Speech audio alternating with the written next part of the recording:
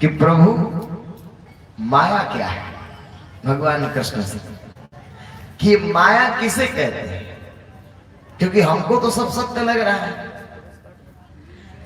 लेकिन सत्य कब तक लग रहा है? जब तक आंख खुली है, और आंख बंद होते ही सब खत्म।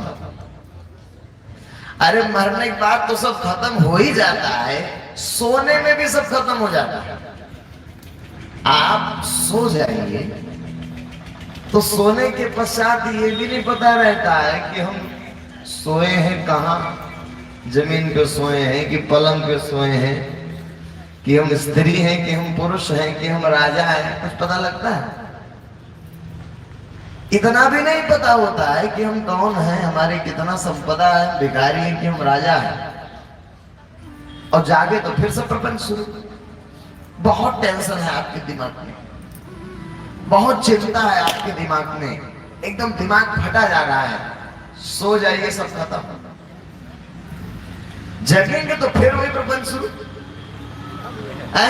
क्या संसार है? देखिए, हम लोग समझ नहीं पा रहे हैं,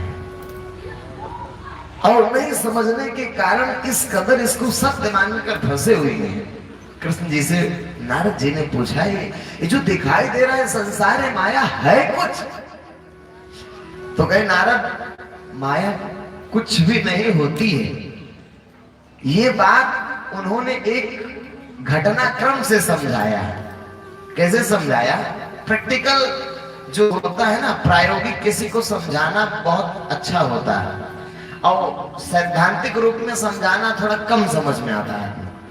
जैसे बोलकर समझा दे तो हो सकता है कम समझ में आए, लेकिन जब जीवन में घटना घट जाती है तब अच्छे से समझ में आता है। जो गुजर जाता है उससे, इसे कोई सुई लगाने में कितना दर्द होता है तो हम कहते हैं कि बहुत दर्द होता है, या बिच्छी काटने में कितना दर्द होता है तो आप कहेंगे बहुत दर्द होता है। तो हमको थोड़ी अनुभव, क्योंकि हमको तो काटा ही नहीं हुई बिच्छी। तो अनुभव किसको होगा? जिसको काटा है। या अनुभव कराना हो तो बिच्छी कटा दो, तब अनुभव होगा कि कितना दर्द होता है। तो एक सैद्धांतिक रूप में वक्तव्य होना, बोल देना, और एक उसका अनुभव होना, उसका प्रयोग होना, दोनों अलग अलग बात है। तो भगवान ने बड़े प्रायोगिक रूप से माया को समझाया। माया क्या है समझाना प्रारंभ किया भगवान ने। तो नारद जी से कहा कि चलो चलते हैं कहीं दूसरे प्रदेश में।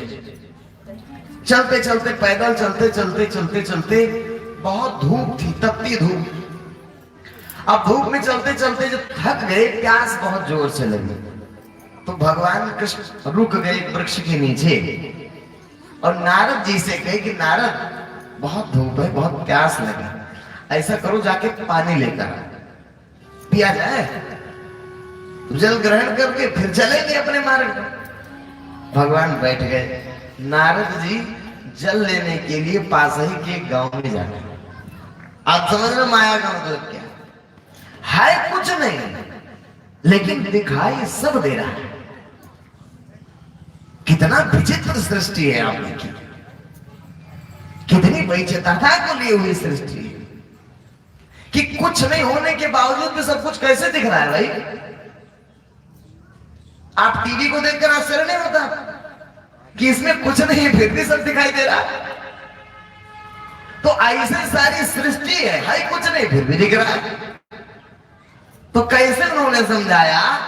नारद जी पानी लेने के लिए बगल के गांव में गए, और उस गांव में गए तो एक गृहस्थ के घर में गए। तो घर में क्या देखते हैं कि एक अति सुंदर बालिका निकली, अविवाहित, विवाह नहीं हुआ। तो नारद जी ने देखा कि ये तो बहुत सुंदर है, तो सौंदर्य के प्रति नारद जी आकृष्ट हो गए। तो नारद जी आकृष्ट हो गए। अब उनके दिमाग में चलने लगा कि कौन है बालिका, कहाँ की है। तो पूछे उस, कहाँ की हो, क्या है तुम्हारा नाम, है और कोई परिवार में तुम्हारे? अब पानी ले जाना है बात भूल गए ना, कहीं और फंस गए। असली माया का मतलब आप आगे देखिए। जब भूल गए, पूछे कि तुम्हारे और कोई है? कि हाँ हमारे और तो कोई नहीं है, एक पिताजी है, वो भी बड़े वृद्ध है। पिताजी हैं तो चलो पिताजी से बातचीत किया जाए, कुछ शायद कुछ बात बन जाए। उनके अंदर जिज्ञासा हो गई, लालसा हो गई कि कन्या हमारी हो जाए, किसी बात नहीं। अब जो रोगी चाहे वह वैद बतावे, तो ये उनके अंदर ललके थी कि जब पिताजी से बात किए तो कि भैया हम तो बुजुर्ग हैं, कब शरीर छूट जाए, हम सोच रहे हैं इस लड़की का विवाह हो जाता कहीं। आप तो नारद जी को अपार खुशी हुई कि अच्छा है, तो कहे तो हम कैसे लग रहे हैं, तो कह रे तुम तो बहुत सुंदर हो, तुमसे ही हो जाए। अब नारद जी की खुशहाली का ठिकाना ना रहा। नारद जी की तो अच्छी बात है। अब नारद जी शादी विवाह सब रचा डाले। अब देखो माया, शादी विवाह सब रचा डाले। साल 2 साल बीता, बाल बच्चे भी हो गए। एक लड़का हुआ, फिर 2 हुआ, फिर 3 हुआ, फिर 4 लड़के हो गए। 4 लड़के होने में 4-5 साल तो लगा ही हुआ, 6 साल। तो 4 लड़के भी हो गए। अब नारद जी पूरी गृहस्थी मस्त है, लड़का खिला रहे हैं। कहाँ साधु बैरागी बेचारे, कहाँ लड़का खिलाने लगे। अब एक दिन ऐसा आया, बिजली कड़की जोर से मूसलाधार वृष्टि शुरू हो गई, बारिश घनघोर, बाढ़ आ गई बहुत जोर से, सारा गांव बहा ले गई। नारद जी ने देखा इतना तेज बाढ़, तो अपनी पत्नी का एक तरफ हाथ पकड़े, एक बच्चे को इस कंधे पे, एक बच्चे को इस कंधे पे, कोई इस बगल है, कोई इस बगल, लाद बांध के गृहस्थी पार होने लगे नदी। वो तो भगवान की माया। तब तक एक लहर जोर से पानी की और हमारा पत्नी चली गई बह के।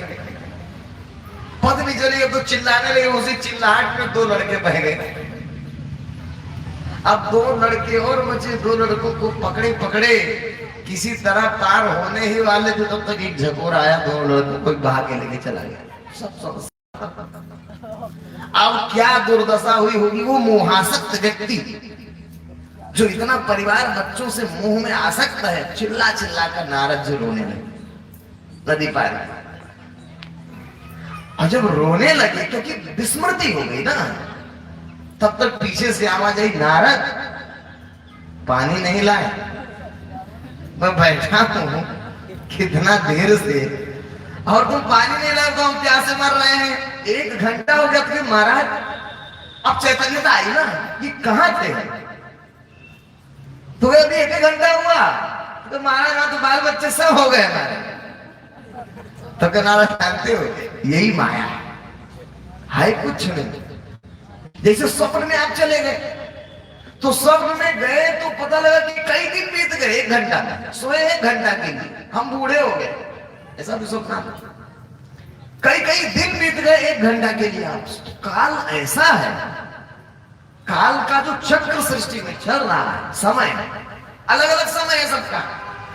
भाई मच्छर का समय 15 दिन का है, कछुआ का 200 वर्ष का है, आदमी का 100 वर्ष का है, गाय का 10-20 साल का उम्र है, देवलोक में देवताओं का और ज्यादा है, ब्रह्मा जी का और ज्यादा है। एक ही दिन उनका 8 अरब 64 करोड़ वर्ष का होता है ब्रह्मा जी का। सबकी काल गणना, सब काल में बंधे हैं, और परमात्मा ने काल में सबको बांध करके ये सारी सृष्टि का प्रपंच रच दिया। उसे नष्ट करना हो तो 1 मिनट नहीं लगेगा, वो नष्ट कर देगा सारी सृष्टि। और हम इसी माया में फंस गए, और माया में फंस के अपने अस्तित्व को भूल गए। हम किस लिए आए थे? आए थे हरिभजन को उठने लगे कपास, आए थे बेचारे पानी लेने के लिए, उखड़ने लगे नारद जी गृहस्थी। तो जिस लिए हम आए थे इस संसार में, वो काम नहीं की, शेष सब काम हम करने लगे।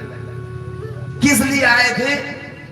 कल आपको बताया गया था ना, भगवान ने भी कहा, साधन धाम मोक्ष करवा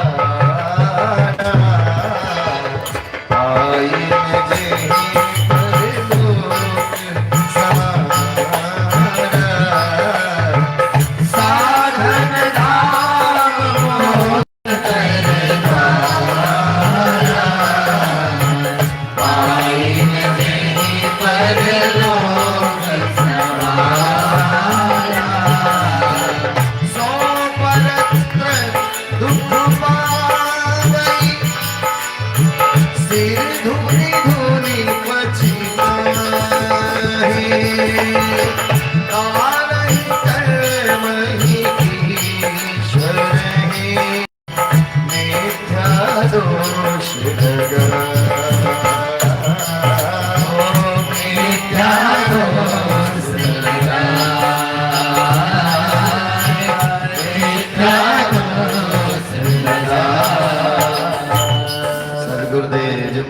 महाराज की जय। परम पिता जी परमेश्वर की जय। आनंद गंग प्रभु सदानंद मनमोहन भगवान की जय। कोई भी चीज संसार में मिलता है तो उसका निश्चित उद्देश्य है कि नहीं? किसी काम के लिए कोई चीज बनाई जाती है ना। तो भगवान ने इस शरीर को जो बनाया था वो किसके लिए बनाया था? राम जी कह रहे मोक्ष, मुक्ति के लिए बनाया था। यदि मुक्ति नहीं कर पाए आप तो समझिए कि व्यर्थ हो जाएगा मनुष्य का। मुक्ति है, मोक्ष है।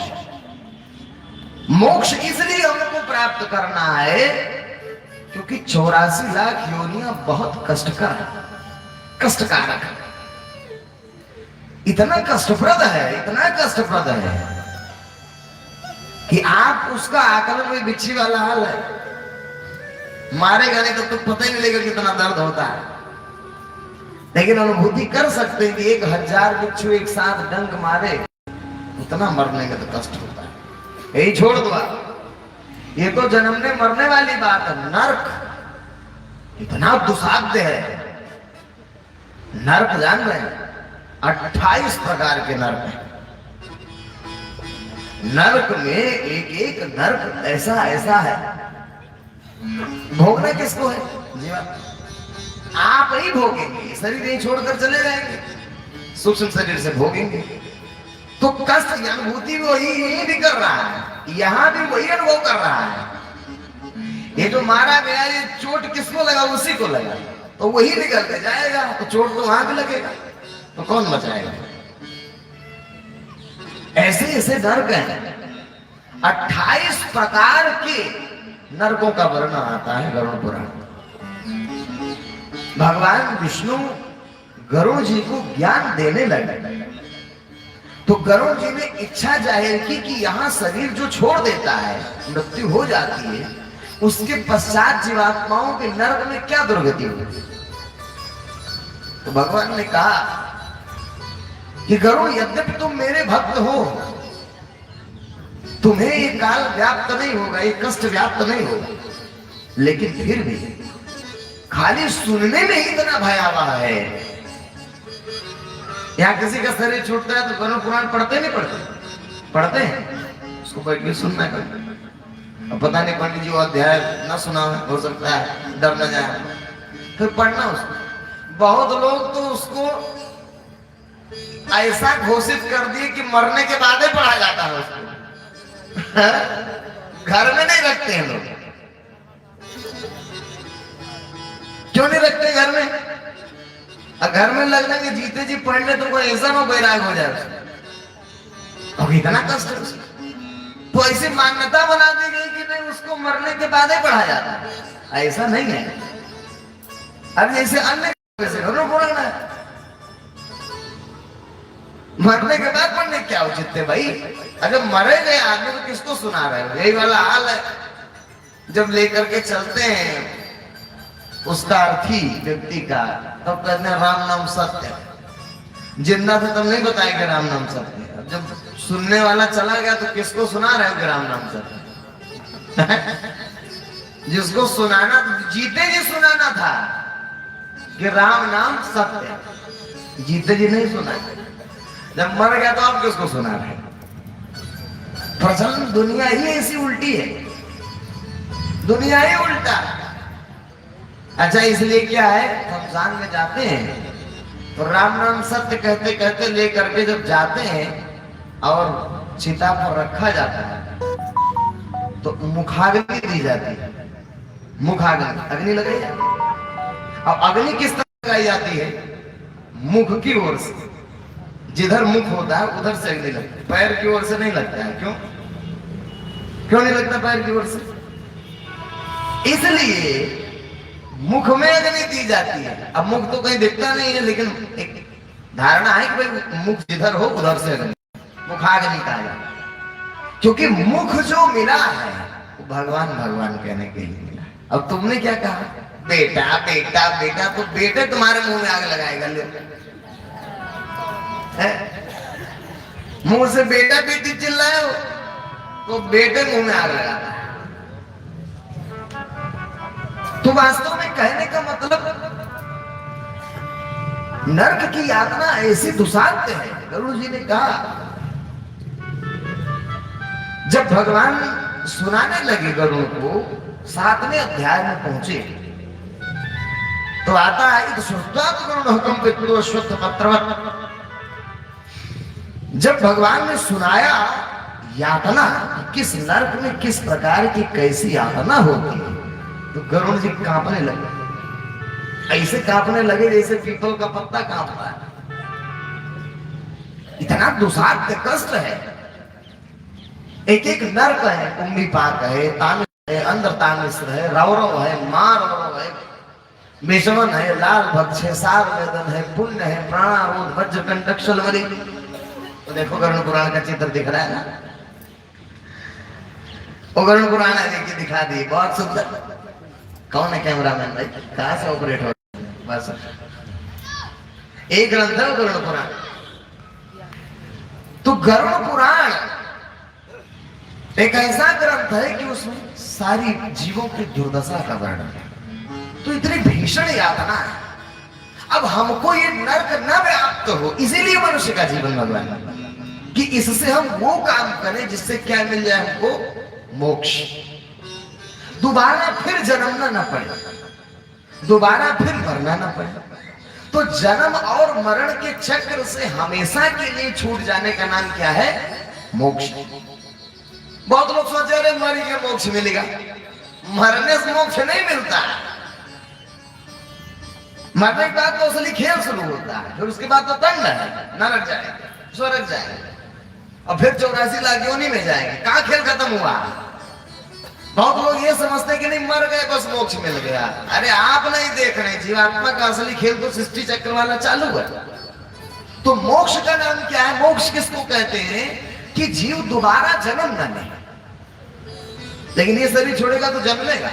तो कुछ ऐसा कर्म हम यहां संसार में करेंगे जिसके परिणाम स्वरूप दोबारा क्या ना हो, जन्म ना हो, दोबारा मृत्यु ना हो। ये देखिए ऐसे बिच्छू भी बनना पड़ेगा, कांटो वाला। अब आप चित्र दिखाते रहेंगे तो माताएं उधर ही देखती रहेंगी, इधर देखेंगे नहीं। हो गया। प्रेम से बोलिए सतगुरुदेव जी महाराज की परम पिताजी परमेश्वर की जय। आनंद कंद प्रभु सदानंद मन भगवान की जय हो।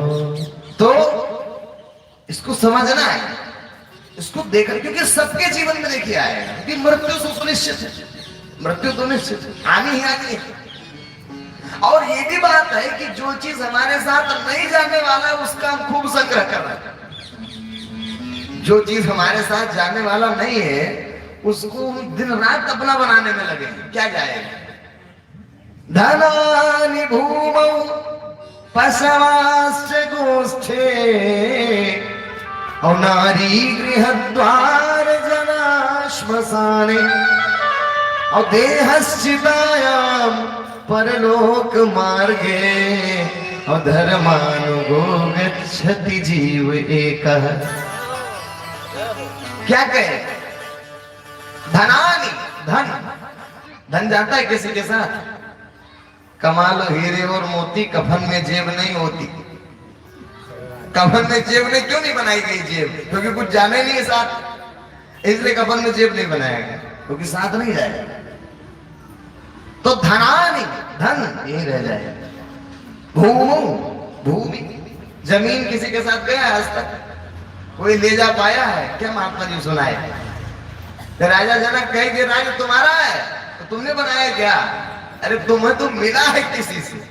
तो जिस जमीन पर बैठे हो लिए कहां से? किसी से लेकर ही ना घर बनाए हैं। अब आप मर जाएंगे तो वही जमीन दूसरे की हो जाएगी, फिर वो भी हमारा हमारा कहेगा, फिर वो मर जाएगा तो तीसरे की हो जाएगी।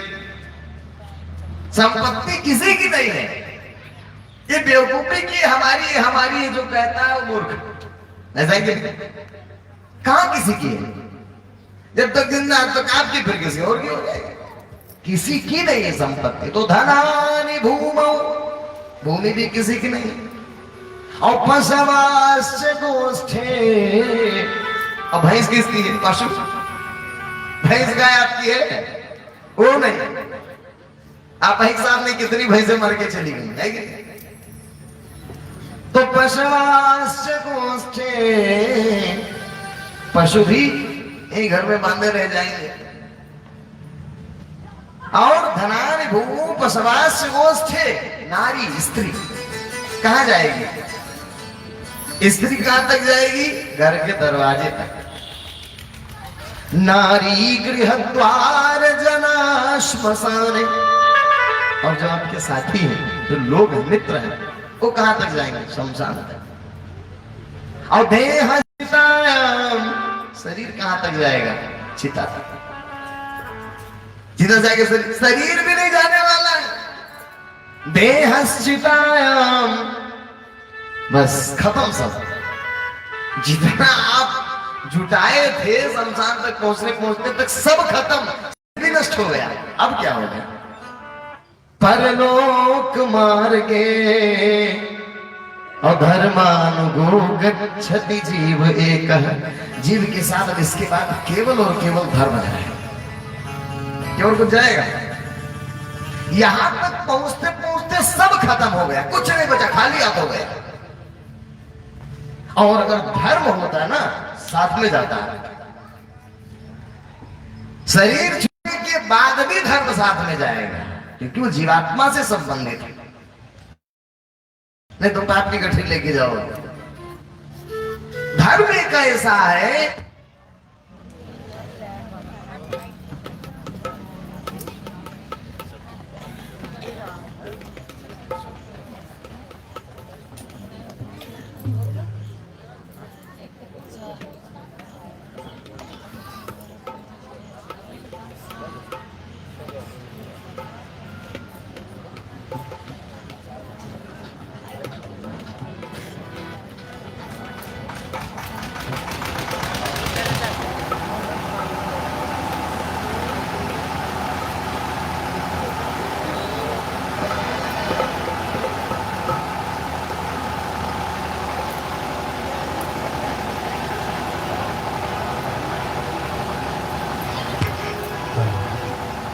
प्रेम से बोली सदगुरुदेव महाराज।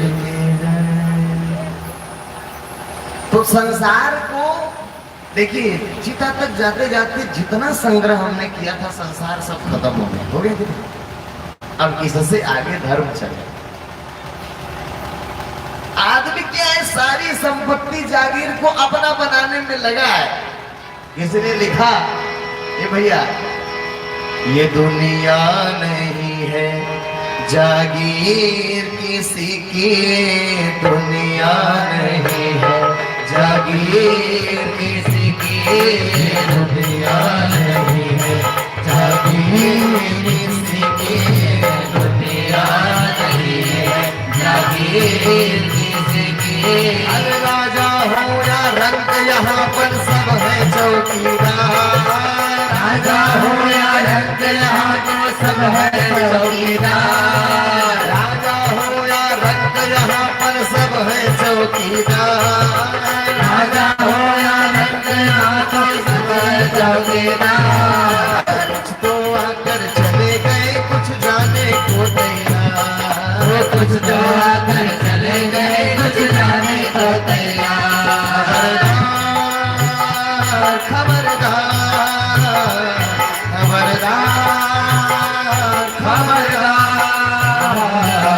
दुनिया नहीं जागीर किसी की, दुनिया नहीं जागीर किसी की, दुनिया नहीं जागीर किसी की, दुनिया नहीं जागीर किसी की।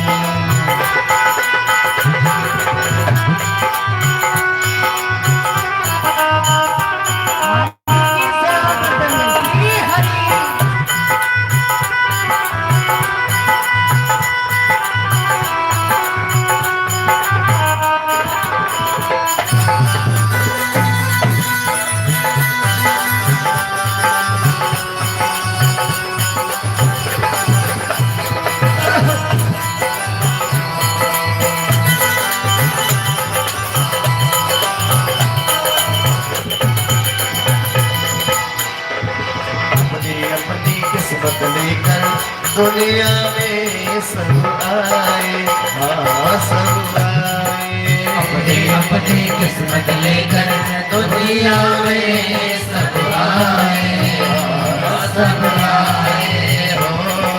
अपने श्वास के जग में वो पूरे कर जाए, हाँ कर जाए। वो जितने श्वास लिखे हैं उतने वो पूरे कर जाए, कर जाए। और सीधी साधी बात है लेकिन समझे ना संसार, वो सीधी साधी बात है लेकिन समझे ना संसार। सीधी साधी बात है लेकिन समझे ना संसार।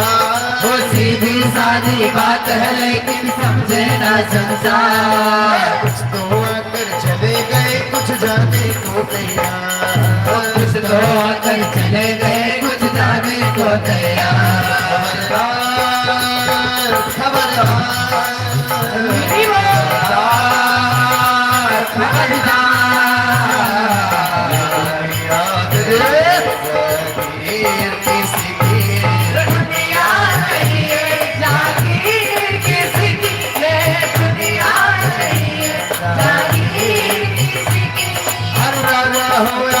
यहाँ पर सब है चौकीदार, राजा हो या रंग को सब है चौकीदार। राजा हो या रंग सब क्या है? चौकीदार। यानी आप जिस जमीन की आज चौकीदारी कर रहे हैं फिर चले जाएंगे फिर दूसरा चौकीदार आएगा। यानी इस जमीन किसी की नहीं है, आप क्या है, आपको इसका कुछ समय के लिए मालिक बनाया गया है। आप मालिक कहाँ से हो गए?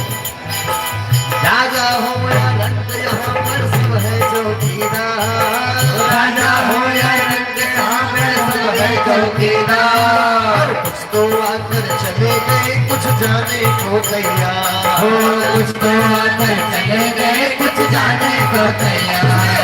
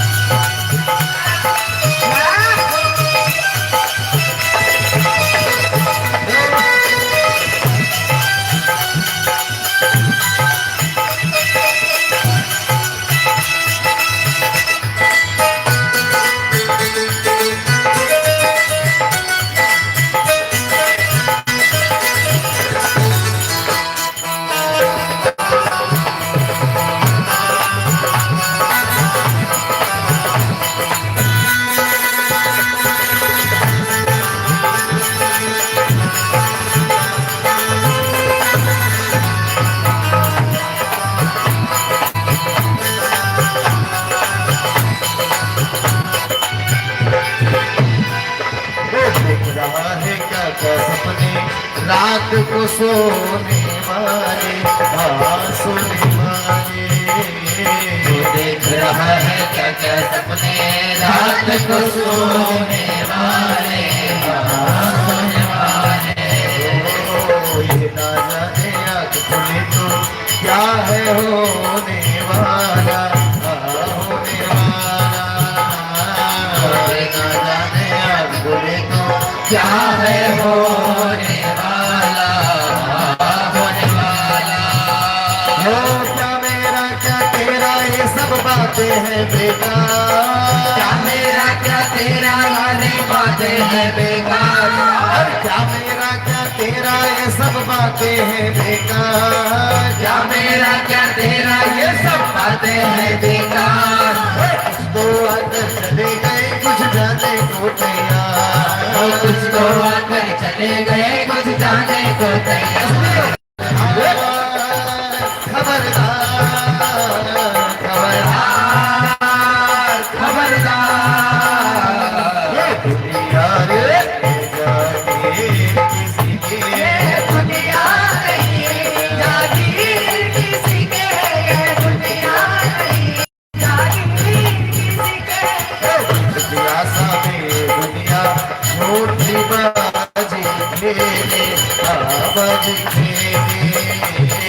जिंदगी आशा में दुनिया झूठी बाजी खेले महाराज खेले हो। जब चाहे वो ऊपर वाला हाथ से पत्ते ले तो जब चाहे वो ऊपर वाला हाथ से पत्ते ले और उसके आगे एक चले ना लाख बनो होशियार। उसके आगे एक चले ना लाख बनो होशियार। उसके आगे एक चले ना लाख बनो होशियार। उसके आगे एक चले ना लाख बनो होशियार। तो आकर चले गए कुछ जाने को तैयार। कुछ तो आकर चले गए कुछ जाने को तैयार। खबरदार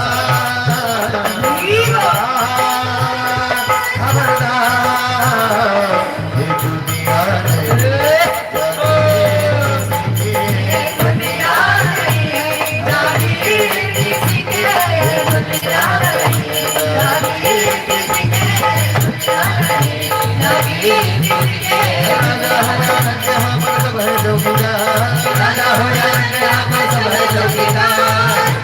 चले गए कुछ जाने को तैयार। चले गए कुछ जाने को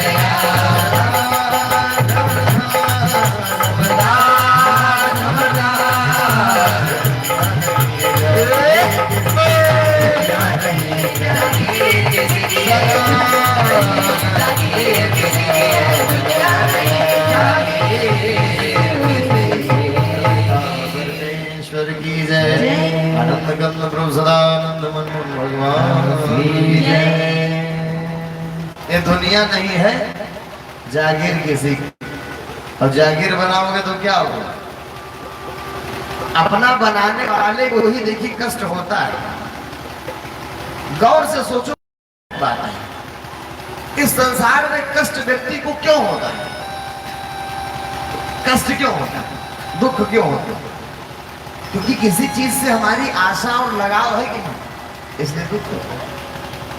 मान लीजिए सड़क पर कोई दुर्घटना घट गई, कोई मर गया, तो हमको उतना प्रभाव नहीं पड़ता। लेकिन अगर अपने संबंधी कोई शरीर छोड़ दे तो चिल्ला चिल्ला के रोते हैं। क्यों? क्योंकि उससे कोई मोह नहीं, इससे मोह होता है। लेकिन हम अपने बालक अवस्था में चले तो किसी से मोह नहीं। बच्चा है छोटा, उसको किससे मोह होता? सारा संसार नष्ट हो जाए उसके ऊपर कोई प्रभाव नहीं पड़ेगा। क्यों? क्योंकि अभी संसार से मोह पैदा नहीं हुआ उसका। वैसा ही जीवन हमको जीना था दरअसल। लेकिन हम इस माइक प्रपंच में आकर के हर चीज से अपनी आसक्ति बना ली है, इसलिए कष्ट होता है। वस्तु हमारे पास रहती है जब तक सुख देती है, जब हमसे दूर हो जाती है तो कष्ट। संत लोग क्या करते हैं? जो वैराग्य के पथ के पथिक हैं, वो अपना कहलाने वाली हर विषय को छोड़ दें। क्यों? कष्ट होगा ही नहीं, क्योंकि जब अपना कुछ है ये नहीं। भाई विवाह किए हैं और पत्नी है और बच्चे हैं तब ना उनको कुछ होगा। विवाह नहीं किए तो पत्नी बच्चे नहीं, झंझटे खत्म। अब हम लोग का झंझटे खत्म, ना रहेगा बांस ना बजेगी बांसुरी। जब बच्चे आए नहीं तो मरेंगे कहाँ? नहीं हो। जो वास्तव भक्त है भगवान का, वो क्या करता है? नश्वर वस्तुओं से अपना संबंध स्थापित नहीं करता, क्योंकि जानता है कि जब तक पास में है तब तक तो मजा देगा, और जैसे पिछड़ेगा कष्ट होगा। इसलिए भगवान ने कहा इस संसार की किसी भी विषय वस्तु से आपको आसक्ति नहीं पालना कि आप उसके बिना जी ना पाओ। आप प्रयोग कीजिए, आप वस्तु का उपयोग कीजिए, लेकिन आपकी ऐसी स्थिति न हो कि वो आपसे विलग हो जाए तो आपको बहुत कष्ट होगा, चिंता में डूब जाए, डिप्रेशन के शिकार आप हो जाए। जो जितने मोह में डूबा होगा उसको उतने कष्ट होगा। फैक्ट है कि नहीं? जिससे जितना ही प्रेम होगा, जिससे जितना ही मोह होगा, उसके दूर होने पर उतना ही कष्ट होगा। तो भगवान ने सब झंझटे का खत्म करो। There has no attachment with this materialistic world. Gita में एक श्लोक आता है, तो भगवान ने कहा हम तक कौन पहुंचेगा जो 4 शर्तों को सेटिस्फाई करे। 4 शर्त कौन कौन सी बताए? अंग्रेजी में इसका अनुवाद है, थोड़ा क्लियर है, हिंदी में थोड़ा अस्पष्ट है हिंदी में भी। तो 4 शर्त उसमें है। पहला शर्त है one who is perform all his duty only for my sec, that is first condition. पहला क्या है कि व्यक्ति सारे कर्मों को मेरे लिए करता हूं, भगवान तक पहुंचने के रास्ते। अब आप अपने आप को देखो, इस सूत्र को आप फॉलो करते हैं? नहीं करते। क्यों? क्योंकि आप जो कर रहे हो अपने कुटुंब के लिए कर रहे हैं, परिवार के लिए कर रहे हैं। आपकी इंद्रियों से जो हो रहा है वो भगवान का कार्य काम है। वो तो छिट्ट-पुट्ट सत्संग करा दिए, चले गए, तो सेवा दे दिए, एक छिट्ट-पुट्ट काम है। इंद्रियों से जितना भी कर्म आपके हो सब भगवान के लिए हो। पहला शब्द। और दूसरा डिपेंड्स ऑन मी, मुझ पर आश्रित हो।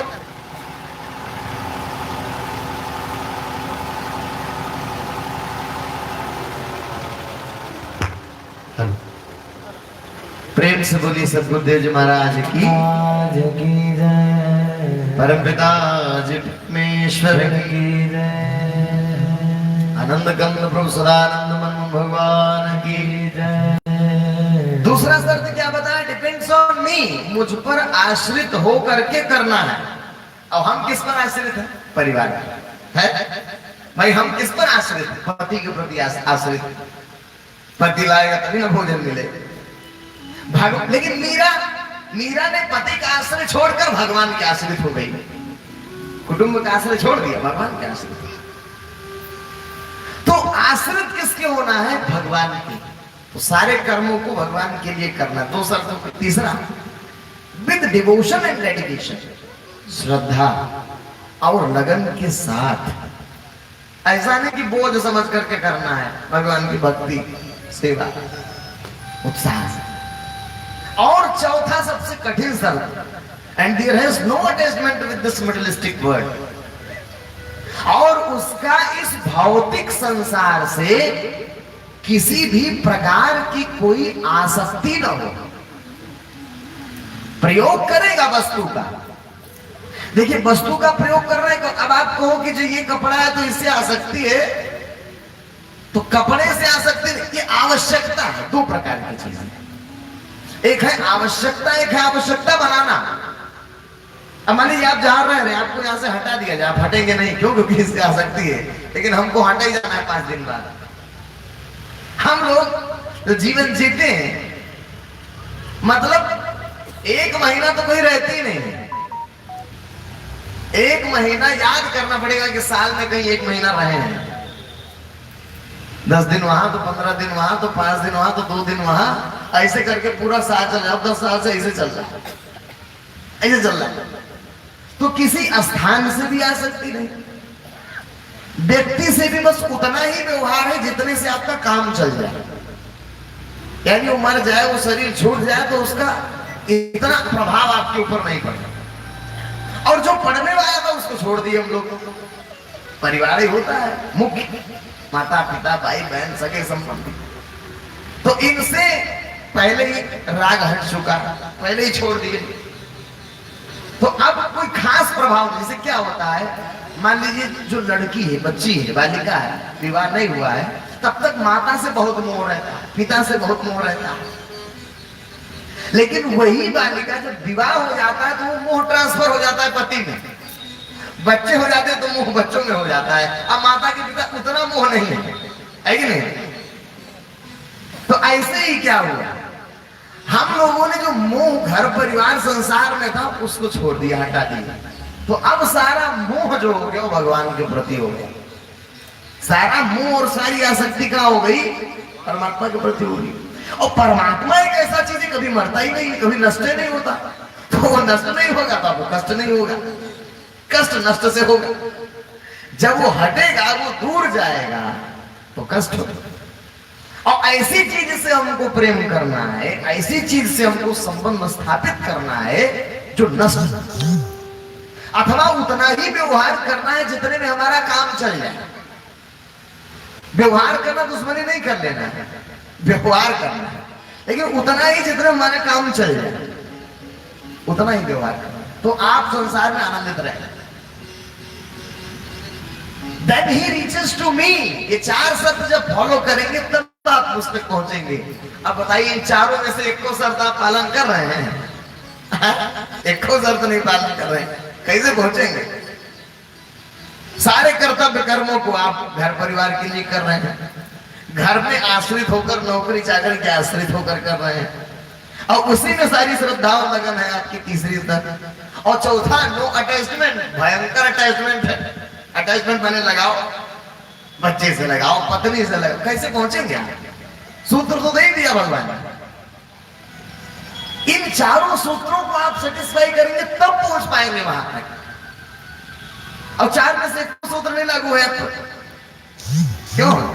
जय सिंह जी तो लागू करना, प्रयास करना, क्योंकि अगर प्रयास नहीं करने, जैसे मान लीजिए आप हैं, ठीक है, जुड़े जुड़ाए जो हमारे लोग भगवान जी से जुड़े हैं, आते जाते हैं, उनको भी अभ्यास करना है कि हमको धीरे धीरे अपने प्रपंच को फैला न करके समेटे। पुरुषोत्तम जी का तो सब समेटा पड़ा है, तब को 75% माया क्या स्त्री है, और आपकी 75% माया खत्म हो गई, तब भी जबरदस्ती पकड़े बैठे हैं आप। तो माया आपको नहीं पकड़ी, आपने माया को पकड़ा है। माया आपको नहीं पकड़ी, आपने माया को पकड़ा। एक दृष्टांत आता है कि जो है एक गुरु जी थे और एक चेला जी थे। तो गुरु जी कहे कि चेला राम छोड़ो संसार परिवार, आओ हमारे साथ रहो। तो कहे क्या करें गुरु जी, बड़ी समस्या है, ये माया इतनी प्रबल है कि छोड़ती नहीं है हमको, झगड़े पड़ी है माया। तो कहे अच्छा, इसका रहस्य बताएंगे एक दिन। एक दिन गुरुजी चेला को साथ लेकर चले, तो चेला से थोड़ा पिछड़ करके गुरुजी एक पेड़ पकड़ करके चिल्लाने लगे जोर जोर से, दौड़ो चेला दौड़ो, पेड़ ने मुझे पकड़ लिया, पेड़ ने मुझे पकड़ लिया। तो चेला तो परेशान, दौड़ कर गया पेड़ के पास, देखा कि भाई दोनों हाथ दोनों पैर पेड़ से चिपका हुआ है गुरुजी का। अब वो ऊपर से हाथ छुड़ाया, हाथ छूट गया तो नीचे पैर छुड़ाने लगा, तब तक गुरुजी फिर हाथ से पकड़ लिए पेड़ को।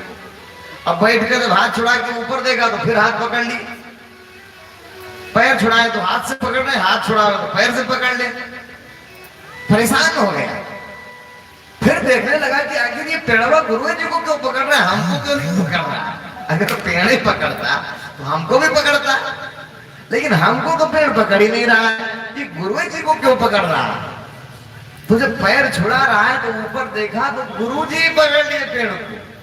तो भाई क्या गुरु जी परेशान कर दिया, अरे ये पेड़ तो आप पकड़ रहे हैं, पेड़ ने आपको कहां पकड़ा है, आप पेड़ को पकड़ रहे हैं। तो कहे बस मैं यही समझाना चाह रहा हूं कि हमने माया को पकड़ा, माया ने हमको नहीं पकड़ा, है कि नहीं। हमारा जो मोह, हमारी जो आसक्ति है, हमारा जो राग है, उसी के कारण हम पकड़े बैठे हैं। हम कहें चलो तो क्यों नहीं जाएंगे, मोह नहीं जाने देगा। लेकिन आपका बच्चा हो भी पैदा हुआ है 6 महीना साल भर का, उससे कहें कि चलो तो चल देगा तुरंत, है कि नहीं, क्योंकि वो अनासक्त है, मोह से रहित। लेकिन आप मोह से युक्त हैं, और इसी बवाल में आप कब पड़े, जब बड़े हो गए तब पड़े। आप थे नहीं मोही, परमात्मा के यहां से आप आए थे तो शुद्ध थे, एकदम निर्विकार, कोई आसक्ति नहीं थी संसार से। लेकिन जैसे जैसे बड़े होते गए, हमने वस्तुओं को पहचानना शुरू किया। आपको 500 का नोट कहीं पड़ा मिल जाए तो आप एकदम जेब में रख लेंगे उठा के, और बच्चे को दे दो 500 का नोट फाड़ देगा। क्यों? क्योंकि उसको मोह नहीं, उसको जानता ही नहीं क्या है। ऐसा ही जीवन जीना है संसार। यदि ऐसा जीवन हो जाए ना तो ज्ञानी की स्थिति है, एक ज्ञानवान की स्थिति ऐसी होती है। और इसी स्थिति का अभ्यास करने के लिए घर परिवार संसार छोड़ा जाए। प्रेम से बोलिए सदगुरुदेव जी महाराज की, परम पिता जी परमेश्वर की जय। आनंद गंग प्रभु सदानंद मनमोहन भगवान की जय। तो मनुष्य जीवन का लक्ष्य क्या था? मोक्ष की प्राप्ति। और इस प्रपंच में हम जबरदस्ती पड़ गए हैं। तो पड़े हम है तो छोड़ना भी तो हमें को पड़ेगा, है क्या? क्योंकि मोक्ष जो है, अब थोड़ा आपको ले चलते हैं। आज चौथा दिन, किस दूसरा दिन है ना, आज दूसरा दिन, आगे 3 दिन और बचा है। तो हम लोग अपने विषयों को धीरे धीरे एक्सटेंड करते हैं और आगे बढ़े। तो क्या है मोक्ष? मनुष्य जीवन का लक्ष्य क्या है? क्या प्राप्त करना है मनुष्य को? क्या प्राप्त करना है? मोक्ष। मोक्ष मतलब क्या होता है? मोक्ष किसे कहते हैं? जन्म और मरण ना, दोबारा जन्म मृत्यु ना, समझ? अब मोक्ष क्या है और कहां जाने पर होता है, समझ? इसको समझना। तो 4 लोक हैं, 4 लोक, 4 जगत है। तुम लोग भी सुनो, ढोलक वादक तुम लोग भी सुनो, बहुत जरूरी चीज है। 4 लोक है ना? 4 लोक। कौन कौन सा लोक है? एक ये लोक है जो हमको दिखाई दे रहा है इस आंख से, इन आंखों से जो दिखाई दे रहा है, वो इस लोक को कहते हैं स्थूल जगत। ये स्थूल जगत। लेकिन जब शरीर छूट जाती है तो उसके पश्चात जो परलोक है, तो परलोक में 3 जगत है। परलोक में 3 जगत है। सबसे पहला जगत आता है, उसको कहते हैं सूक्ष्म जगत। सूक्ष्म जगत, सूक्ष्म जगत में क्या है? ये भूत प्रेत से लगा करके, देवी देवता से लगा करके, नरक और स्वर्ग जहां है, ये सब क्या है? सूक्ष्म जगत में। 2 जगत हो गए, एक स्थूल ये, और ऊपर परलोक में पहला सूक्ष्म जगत। सूक्ष्म जगत से भी ऊपर जाएंगे तो एक और जगत है जिसको दिव्य जगत कहते हैं। क्या कहते हैं? दिव्य जगत। दिव्य जगत या उसी को कहीं कहीं शास्त्रों में कारण जगत कहा है, या उसी का दूसरा नाम ब्रह्मलोक, शिवलोक। एक वो जगत है दिव्य जगत, और उससे ऊपर भी एक और जगत है जिसको कहते हैं परम धाम, अमर लोक। बहुत लोग वैकुंठ भी उसको कहते हैं। तो वो जो जगत है वो भगवान का जगत है, और ब्रह्मलोक जो जगत है वो ब्रह्म का जगत है, ईश्वर का जगत है। और नीचे जो सूक्ष्म जगत है वो देवी देवताओं का जगत है। परलोक में 3 जगत है, समझ रहे? और यहां अब कहां जाएंगे हम सूक्ष्म जगत में जाएंगे तो नरक स्वर्ग तक ही सीमित रह पाएंगे। हम ब्रह्मलोक जाएंगे तो ब्रह्मलोक से नरक स्वर्ग से ऊपर वहां पहुंच सकते, या हम अमरलोक जाएंगे, परम धाम जाएंगे। अब तीनों में कहां जाएंगे हम? निर्धारण यहीं से होगा कि हम कैसे कहां जाएंगे। क्या कहा था भूषुल जी ने कि नरक स्वर्ग अपवर्ग सेनी ज्ञान विराग भगति शुभ देनी। नरक स्वर्ग अपवर्ग सेनी ज्ञान विराग भगति शुभ देनी।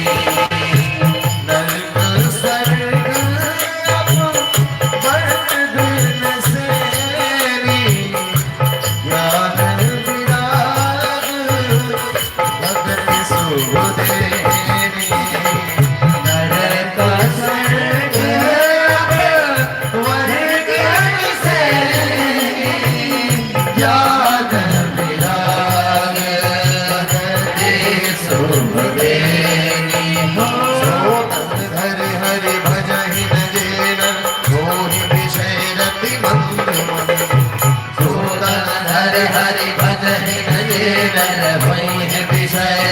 मंद मंद नर कांच की राजीवन लेते नहीं करते डार परसे बनिधे हो करते डारी परस बनिधे हो करते डारी परस बनिधे। सदगुरुदेव महाराज की। यहां से सीढ़ी है, एक सीढ़ी भगवान ने आपको दिया, एक सीढ़ी है और वो सीढ़ी स्वर्ग तक जाती है। तो चाहो तो स्वर्ग में लगा लो, उससे लंबी एक और सीढ़ी है, उसको चाहो तो आप ब्रह्मलोक में लगा के ब्रह्मलोक चढ़ जाओ। और एक और सीढ़ी है जिसको आप परमधाम में लगा लो तो परमधाम पहुंच जाओ। समझ रहे? तो वो सीढ़ी कौन सी है? वो सीढ़ी है शरीर, मनुष्य का शरीर। अब ये ऐसी सीढ़ी है कि इसको चाहो तो आप इसी से नरक स्वर्ग भी चले जाओ, इसी से चाहो तो ब्रह्मलोक भी चले जाओ, और इसी से चाहो तो परमधाम अमरलोक चले जाओ। आपकी इच्छा है। अब कैसे जाएंगे भाई, कैसे जाएंगे हम, और वहां जाने का फल क्या है? तो यहां से तीन रास्ते जाते हैं तीनों लोगों के लिए। एक रास्ता जाता है अमरलोक परमधाम, एक रास्ता जाता है ब्रह्मलोक, और एक रास्ता जाता है नरक और स्वर्ग। तीन रास्ते हैं यहीं से। अब कौन कौन से रास्ते हैं ये बताने से पहले हम जानना चाहेंगे कि कहां जाना पसंद करेंगे आप लोग। कहां जाना चाहते हैं? सूक्ष्म जगत में जहां देवी देवता रहते हैं, नरक स्वर्ग है, वहां जाना चाहते हैं कि ब्रह्मलोक जाना चाहते हैं जहां ब्रह्म का क्षेत्र है, कि परम धाम वैकुंठ जाना चाहते हैं? कहां जाना चाहते हैं?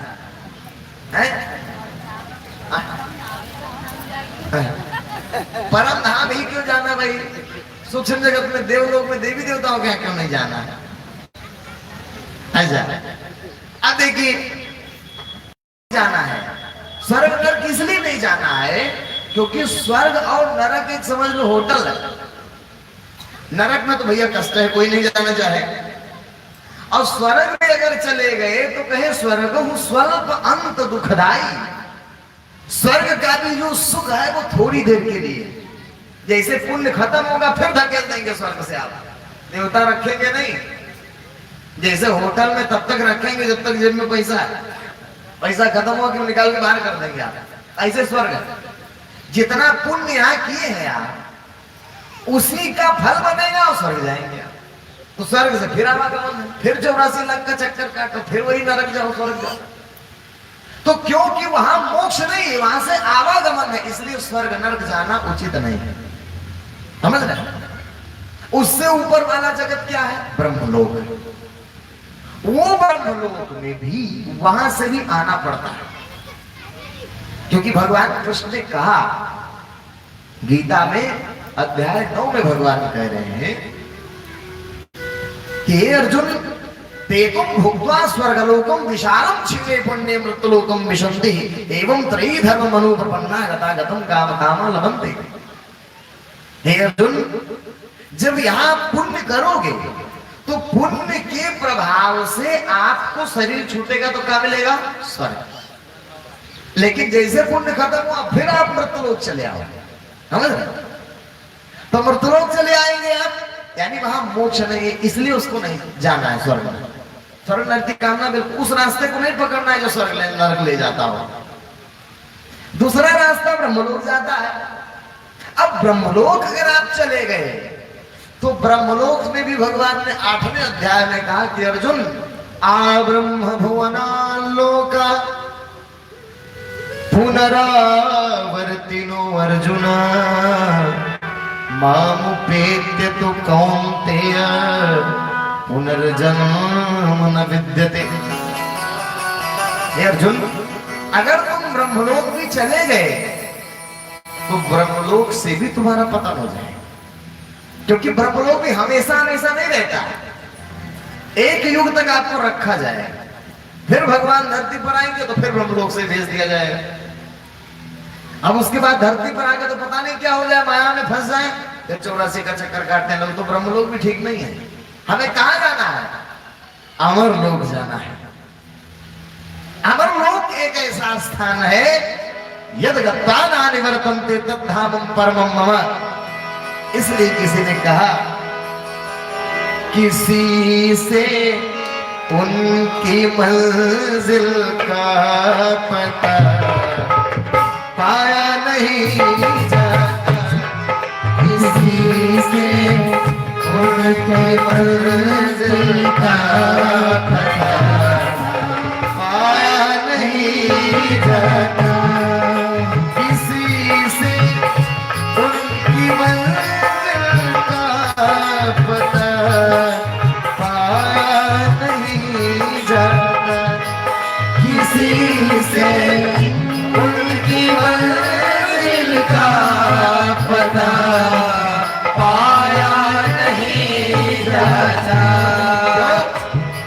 जहाँ है वो, जहाँ है वो फरिश्तों का बहार साया नहीं जाता, जहाँ है वो फरिश्तों का बहार साया नहीं जाता, किसी से उनकी मंजिल का पता पाया नहीं जाता, किसी से उनकी मंजिल का पता पाया नहीं जाता।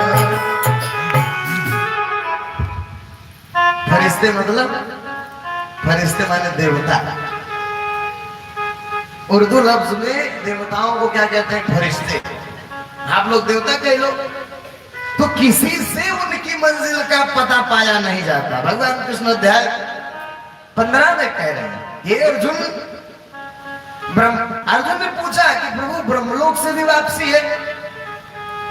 तो कहे मामुपेत्य तो कहूं ते पुनर्जन्म न विद्यते, जब तुम मुझे प्राप्त हो जाओगे तब तुम्हारा दोबारा जन्म मरण नहीं।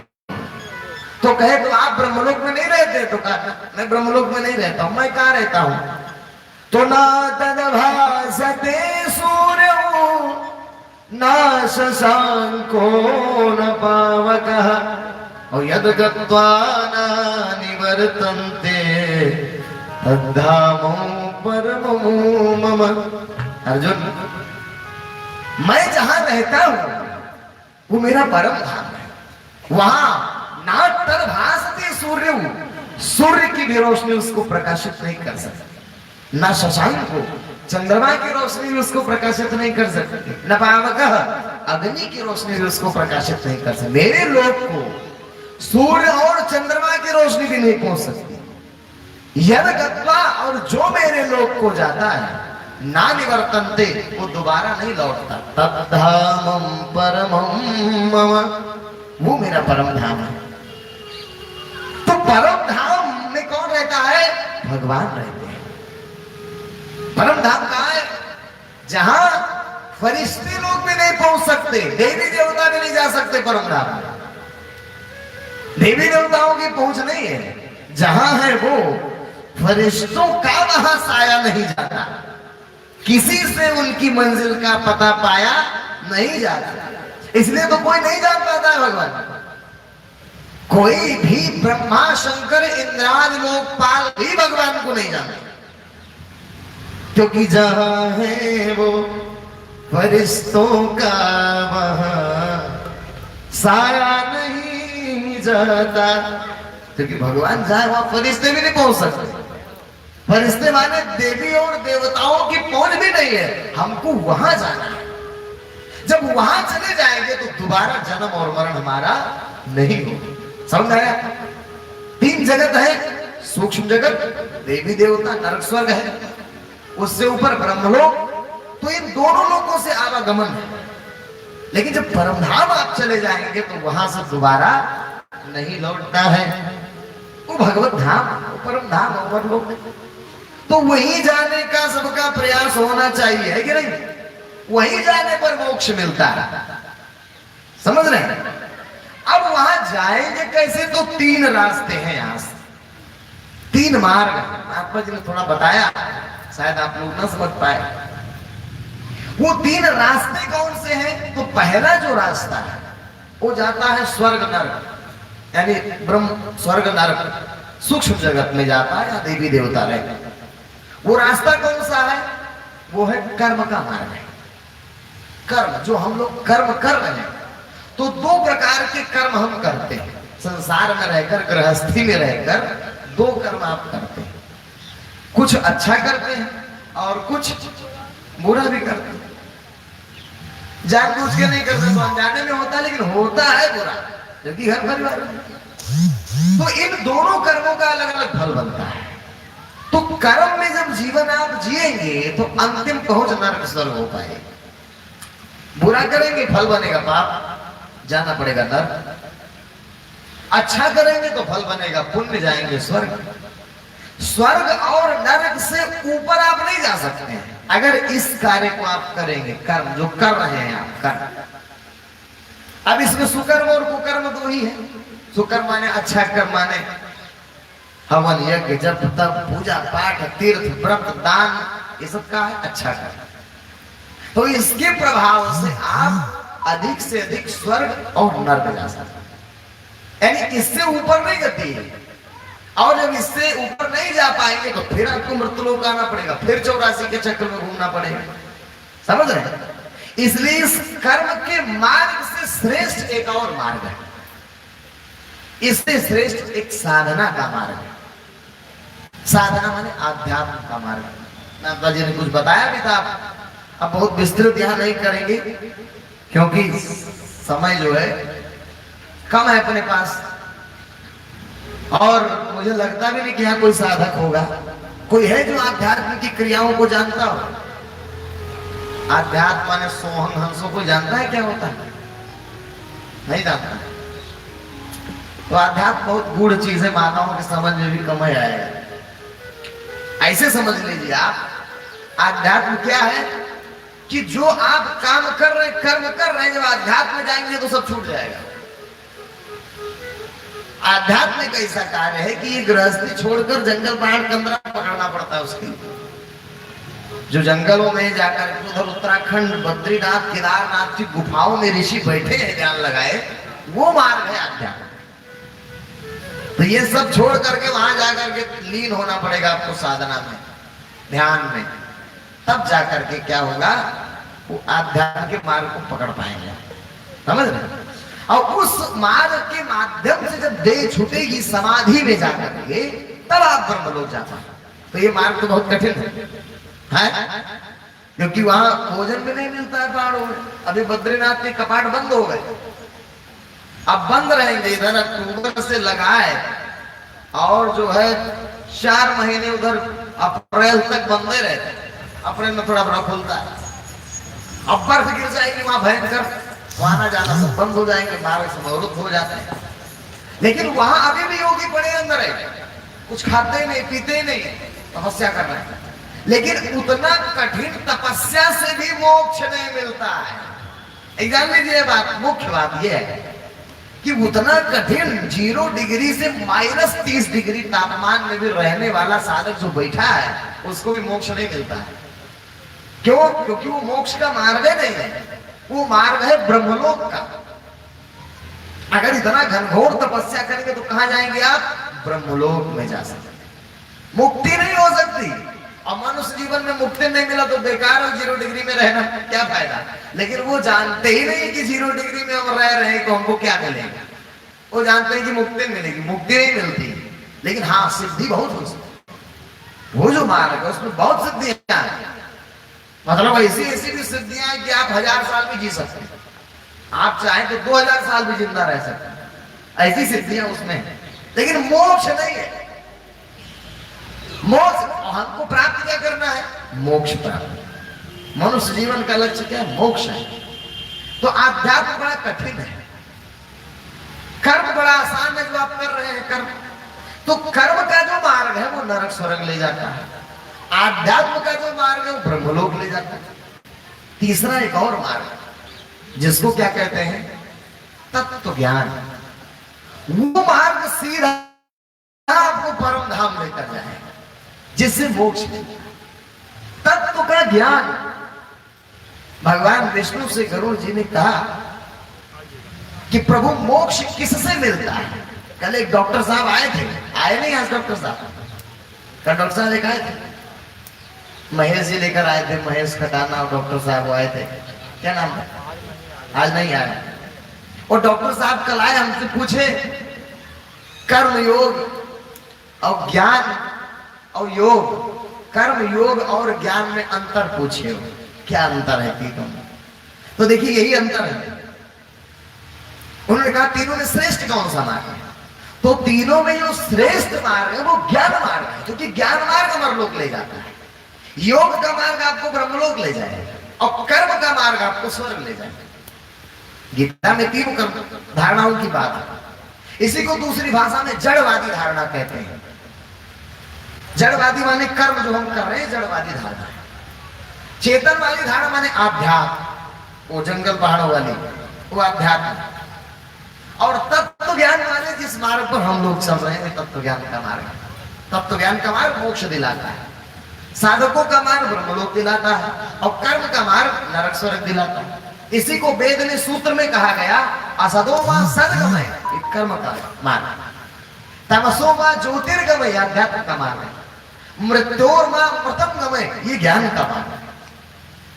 तो तत्व ज्ञान जो है, भगवान ने क्या कहा, हे गरुड़ तस्माद इत्यादिकम कर्मलोक रंजन कारकम मोक्षस्य कारणम साक्षात तत्व ज्ञानम खगेश्वर। ऐसे होगा भैया बार बार।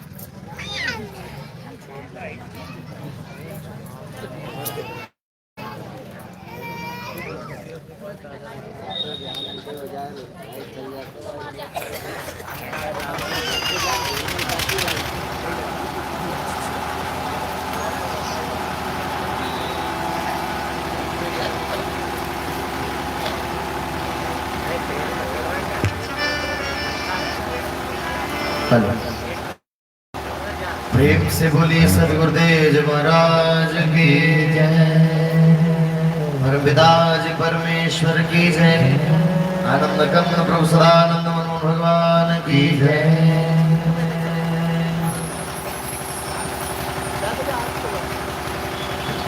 चार बजे तक आरती खत्म, शुरू करना। प्रेम से बोलिए सदगुरुदेव महाराज की जय, परमपिताजी परमेश्वर की जय, आनंद गंध प्रभु सदानंद मनोहर भगवान की जय। देखिए बहुत महत्वपूर्ण विषय है, क्योंकि सोचिए मोक्ष जीवन का सबसे महत्वपूर्ण अंग मोक्ष। तो मैं जानता हूं कि आप लोग काफी देर से बैठे हैं, थोड़ा समस्या हो रहा होगा, लेकिन थोड़ा कष्ट सह लिया जाए अगर, और श्रेय का मार्ग पता लग जाए तो कर लेना चाहिए, है कि नहीं। उस 0 डिग्री से तो अच्छा है ना, वो जो गुफा में बैठा है साधक, वो स्वेटर भी नहीं पहने, नंगे बैठा है और 0 डिग्री में बैठा तब कर रहा, लेकिन उसको मोक्ष नहीं मिलेगा। तो आपको तो 4 घंटा बढ़िया मैट वेट बिछा है, अंदर धूल है, गुलगुल है, चूड़ भी नहीं रहा है, आराम से बैठे रहिए, 2-4 घंटे की बात है कि नहीं। प्रेम से बोलिए सदगुरुदेव जी महाराज की जय, परमपिताजी परमेश्वर की जय, आनंद कंद प्रभु सदानंद मनोहर भगवान की जय। तो तत्व ज्ञान के मार्ग जिससे मोक्ष मिलता है उसको हम समझते हैं। तो वो मार्ग जो है वो किसका मार्ग है, वो भगवान का मार्ग है। और ब्रह्मलोक का मार्ग जो है वो आत्मा का मार्ग है, और नीचे वाला वो कर्म का मार्ग है। समझ में? तो भगवान को जानना होगा तत्व ज्ञान जानने से पहले। भगवान कौन है, भगवान किसे कहते हैं, भगवान कौन है माता, भगवान किसे कहते हैं, भगवान भगवान भगवान भगवान है तो हम ही जानते हैं।